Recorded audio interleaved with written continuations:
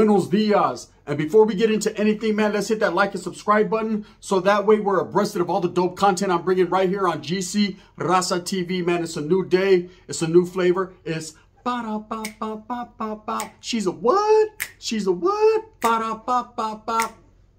Ba-da-ba-ba-ba. She's a torta with some bad habits. Bye-ya.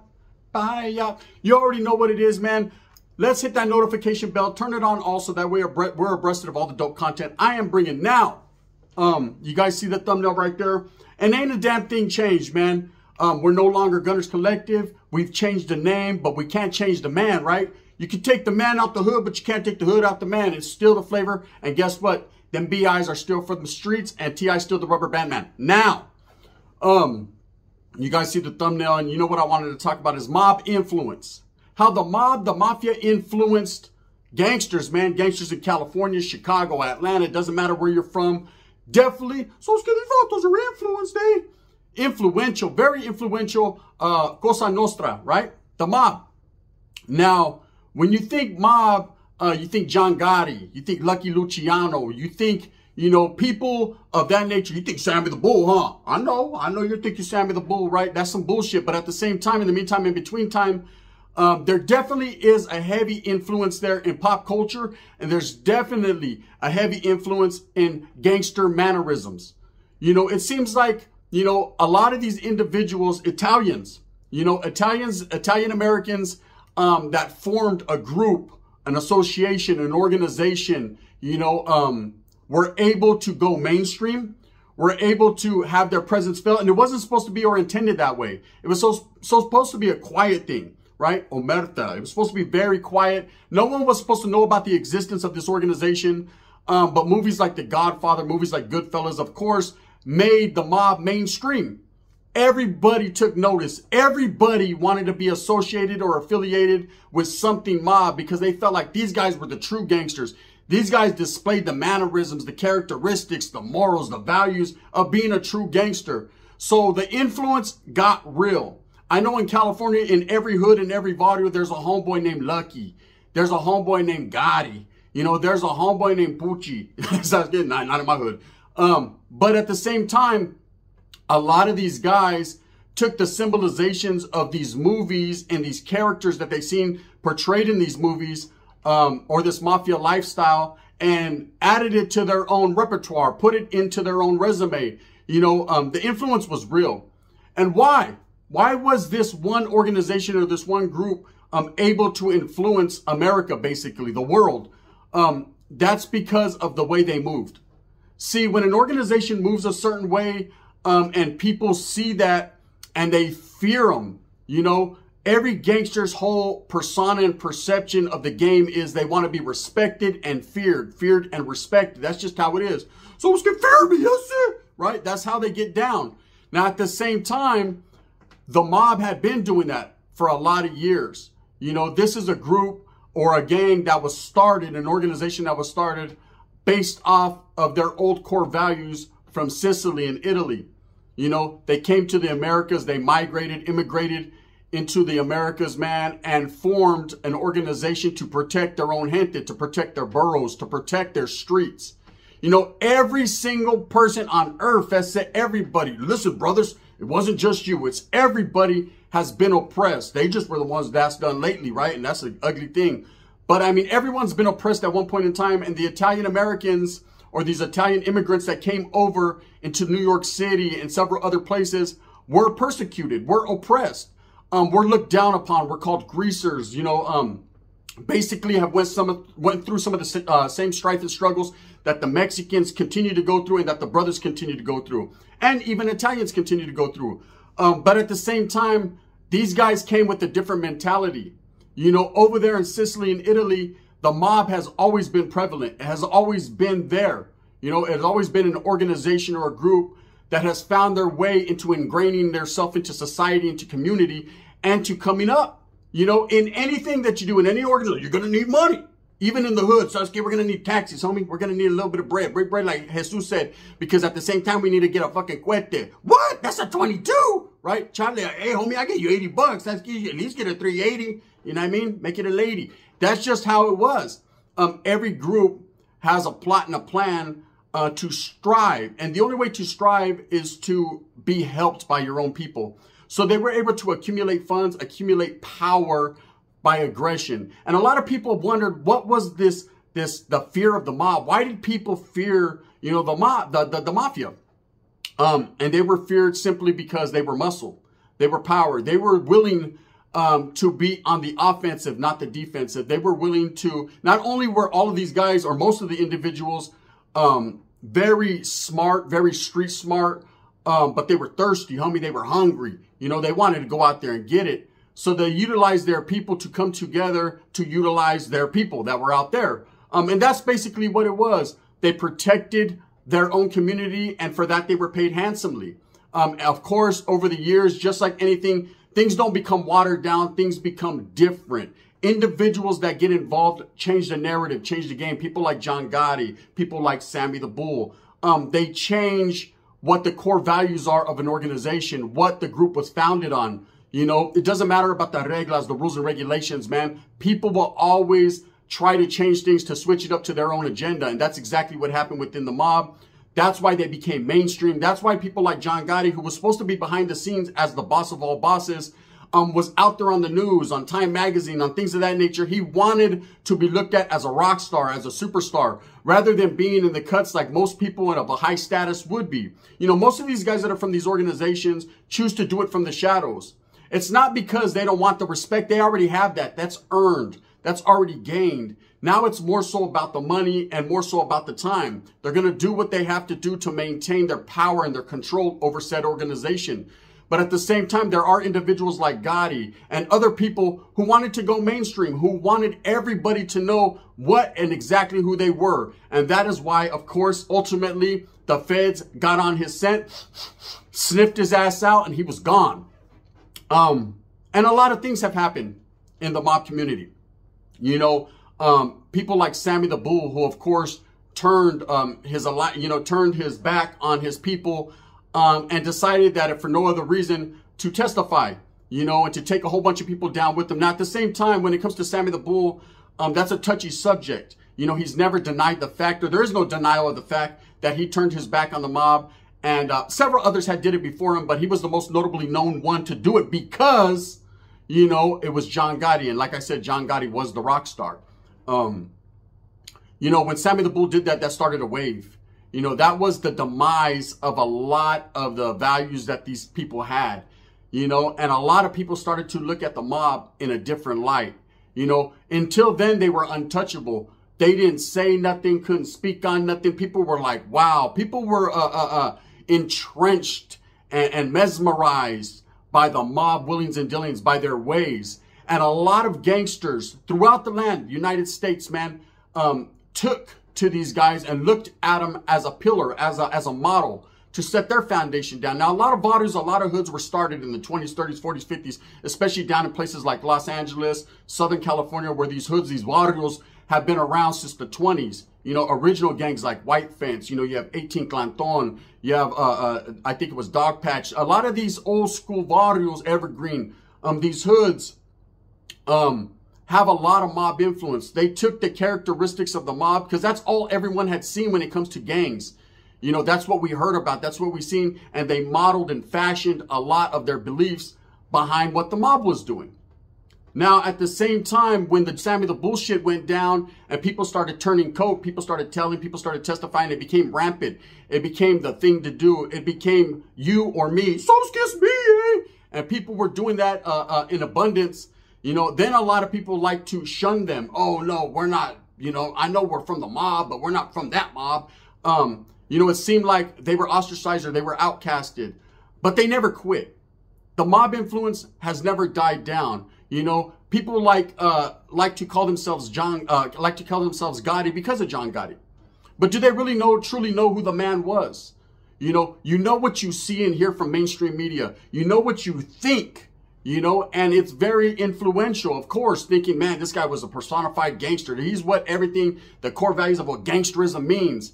But was he, or was he a cutthroat that was quick to throw his own people under the bus, disrespect his own gente? You know what I mean? Ruled by an iron fist, a dictator in his own organization. Because everything that I've ever seen, that's what he truly was. That's who he truly was. You know, he was about himself first and foremost. Now, I know they say, worry about yourself, eh? Guard, worry about yourself, right? But at the same time, if you're in a leadership role and you're leading your people to the promised land, or you're leading your people, you have a foundation set there. There's rules, man, and you have to abide by them just like anyone else. Now, you might not get, you might get away with a little bit more, eh? But at the same time, you know, you got to display them leadership characteristics. That's why people tend to follow someone who's got leadership qualities, because he's going to take them down the right path. He's going to lead them where they need to go, homie. You know, and their word is pura. That's how it is.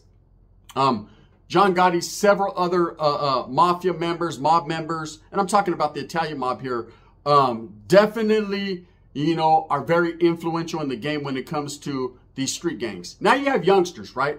And I still hear the name Gotti, Bugatti, right? And I still hear the name Luciano or Lucky, or I still hear the name Gambinos, or, you know, their presence is very heavy into the hip hop culture. It's very heavy into the gang culture.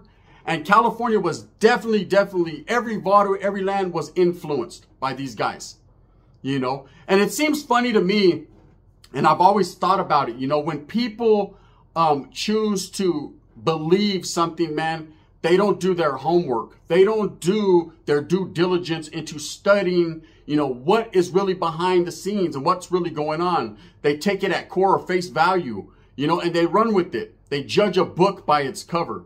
You know, a lot of these guys that you're named after within your gangsterisms, and a lot of these guys, that's why I never chose to be influenced by that. You know, I watched movies like The Godfather and Goodfellas. I enjoyed it, eh? You know what I mean? And I'll crack your fucking head wide open. Them Italians was different. Hey, look it, hey. I want some sausage. That's how they used to talk, right? Fuck, damn, you're like that, right? It's crazy. They had a different ways of talking. It was very enticing, you know, because it was different than what we're used to on the West Coast, what we're used to, you know, in the Mexicano culture, in the Raza culture, Chicanos. It's very different. But have you truly looked into some of these characters that people are emulating? Because emulation is an ugly situation. I'm going to tell you right now, here's some knowledge you can't get in college. A lot of these vatos that people are like, yeah, they call me fucking this and they call me that, eh? They call me bull, homie. Remember that vato Sammy the Bull, that vato killed 19 people allegedly, yeah? Yeah, he told on 99 people though. Oh shit, he did? Allegedly. No, he did that correctly and really. They aspire to be someone or take the name of someone or act and entrench themselves in the mannerisms of someone without truly knowing the characteristics they're displaying or who really was behind that mask. Because let me tell you, man, in any type of group, organization, gang, whatever it may be, man, there's going to be some good fellas. There's going to be some real ones. There's going to be some individuals, man, that are, man, they're going to put some paint where it ain't. They're definitely going to be a gangster, man. That's what a real one is. Then there's going to be some that are just skating by. Homes, they're on rollerblade. Like let's get the Richard Simmons in it, right? They're just trying to get there. And they're going to play the role and they're going to fake it till they make it. And some of them will and some of them won't. Some of them's filth will be discovered. You know, a lot of these guys that were in the mob, their filth was discovered. You know, they were sheep to the wolf. Wolves like John Gotti, you know, people like Carlo Gambino and Lucky Luciano, who were able to wield an iron fist and to influence these guys into believing, you know, that making money on behalf of the organization and for themselves, for them, so they could prosper and be wealthy was the way to go. You know, in any group, you have to understand that everything is dictated by power and everything is dictated by intimidation.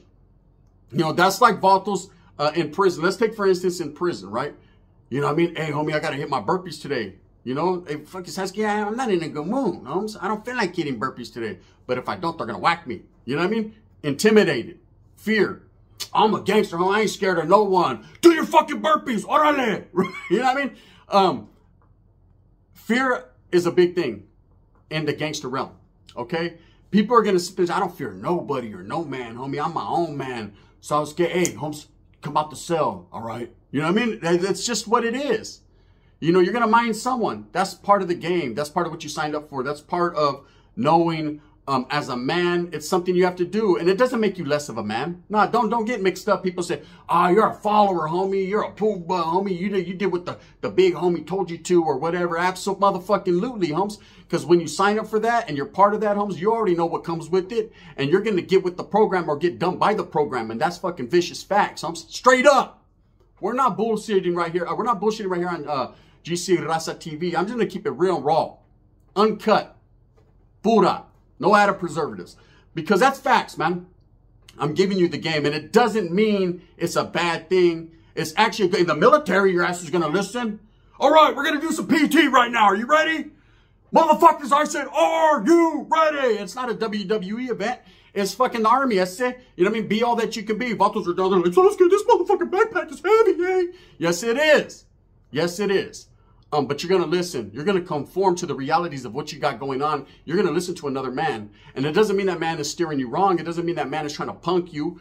It just means that's just what it is. You know, when you go to work, so it's at Taco Bell, you know, you motherfuckers work at Taco Bell when you're there and they're like, hey, we need more shells. So that's on you, eh? You're on your phone with your lady. You tell your coworker, it's on you, eh? I got the shells last time. And so he said you, eh? I said you, motherfucker. So wait, eh? What do we need, flour or corn? Right? That's just how it is. You're going to mind somebody. The mob definitely influenced gangs throughout the United States and the world.